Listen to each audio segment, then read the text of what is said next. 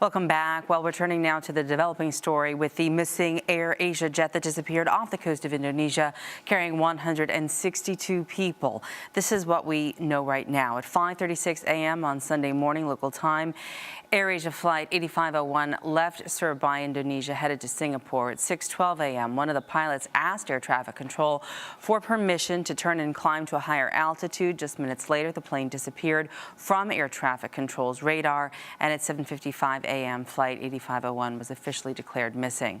Joining us now to discuss the plane's disappearance is former airline captain Roy Liggett Jr. Roy, thanks for joining us. If the pilots did request a higher altitude because of weather, why didn't air traffic control provide an alternate path?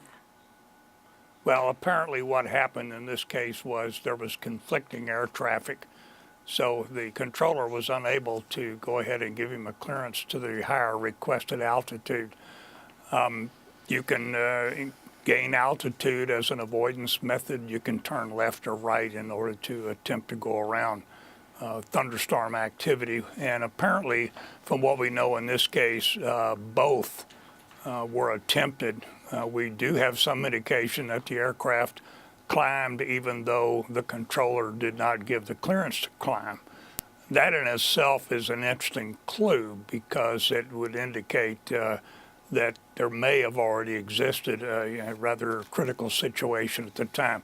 For a pilot to actually go ahead and go against an air traffic control instruction is a fairly rare occurrence. Pretty unusual. Well, we also wanted to ask you how this is similar to or different from what we saw in the disappearance of flight MH370. Are there any similarities? Well, there are obvious similarities. For example, both airplanes are missing, and we're having an extremely difficult time locating them. The area should be easier to search. As I understand it, that area that this aircraft disappeared in is quite shallow compared to the area that the Malaysian 370 disappeared in.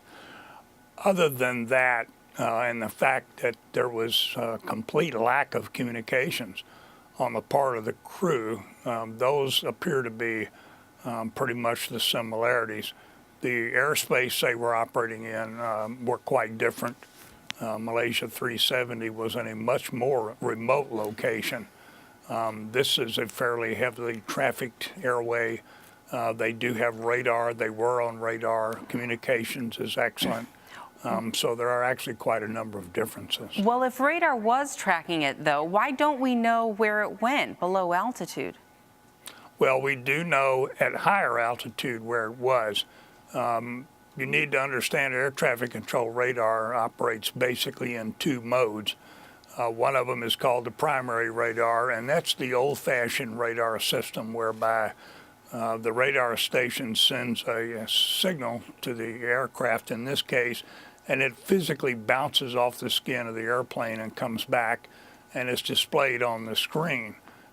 With that information, we know the direction and the distance to the aircraft.